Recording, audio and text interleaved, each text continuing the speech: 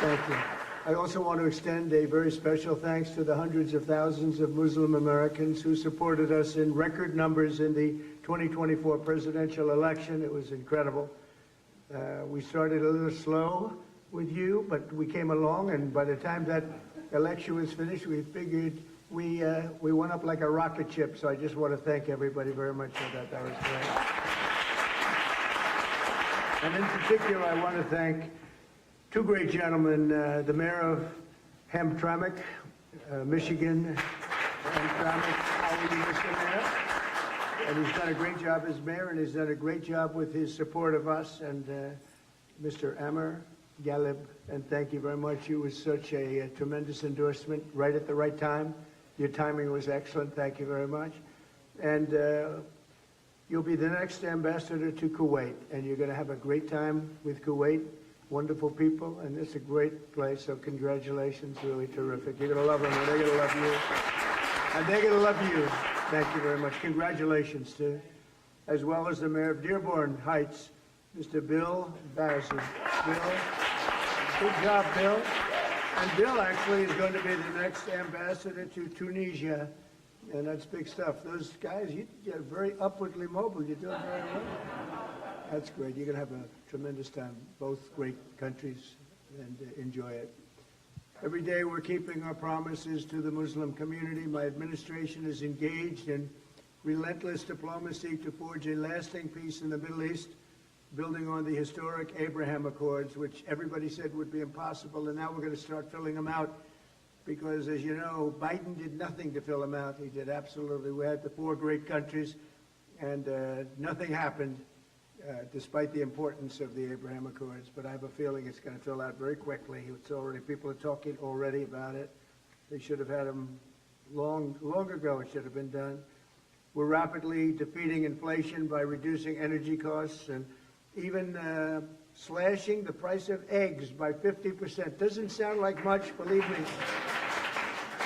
You know, when I got here, I was in 1 week, and I was being hit by the fake news media. They were saying, egg prices have quadrupled. I said, I just got here. I didn't even know. I said, what's the problem with eggs? But the problem with eggs was Joe Biden. That was the problem. He let them get out of control.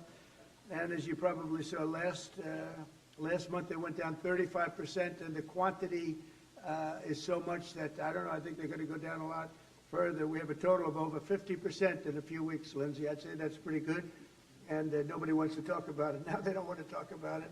They talked about it when it went up under somebody else, but when it went down under me, they don't want to talk. So we have to talk ourselves. If they won't say it, we have to say it, right?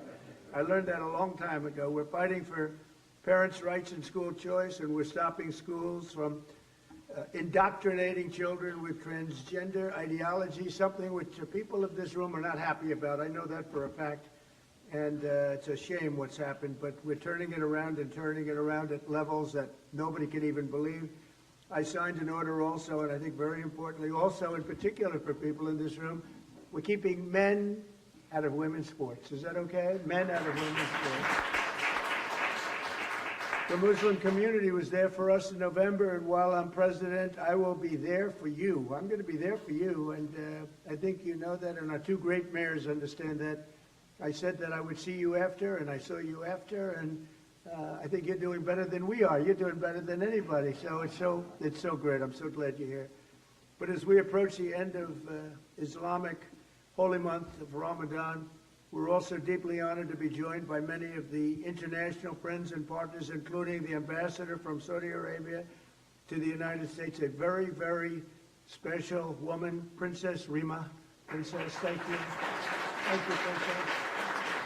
Say hello to everybody. It's great to see you. Thanks as well to the ambassadors and chiefs of mission from the United Arab Emirates, from Jordan, Egypt, Kuwait, Qatar, Pakistan, Malaysia, Brunei, Bahrain, Iraq, Oman, Morocco, Indonesia, Algeria, Djibouti, Cameroon, Lebanon, Nigeria, Guinea, Tanzania, Kenya, the Maldives, Libya, Senegal, Bangladesh, and we have a few others. I'm sorry if I forgot, but I am going to be in big trouble if I did. but that's a pretty good group of people represented tonight. Wouldn't you say, Senator? I think so. And we're greatly honored by your presence this evening. I just really want to thank you all. It's a special group. I look forward to it. You know, we have long days, not like other people that had this position. I work long hours. And I said tonight, after making 3 calls for people running for office, they call them teletown halls, and they're not easy to do. And I said, well, now I go home and can relax. They said, no, you can't, sir. You're seeing your friends from lots of different places, and that's okay. As soon as I found out who they were, I said, all right, that's okay. But Ramadan is a season of spiritual reflection and self-restraint. Every day during the sacred 9th month of the Islamic calendar, Muslims fast from dawn to dusk, deepening their focus on prayer and devotion to God. So nice. Then Muslims all over the world join family and friends each night and sundown to give thanks to the Almighty and break their fast with an Iftar dinner, just like this one. This is what we have tonight, right, Paula? I hope you like it. If you don't like it, don't complain, okay? You're still in the White House, right? We're all in the White House together. So how bad can that be? So tonight we gather with the goodwill and the gratitude for God's many blessings, and that's what it's all about.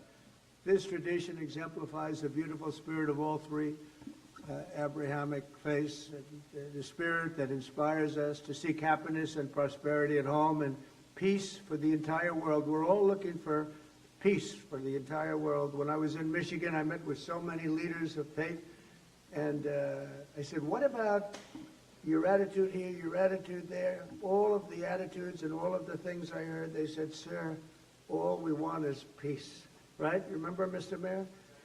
I said, but I understand you don't mind death. They said, no, sir, we want to live.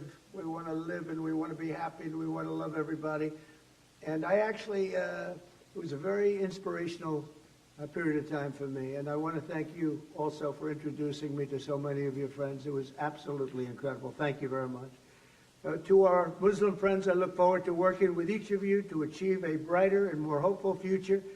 And I think together we're going to do great. You're going to make strides like you've never made. You have somebody in the White House that loves you. Thank you all very much. And now we'll have a little dinner. Have a little dinner. Thank you. Thank you very much.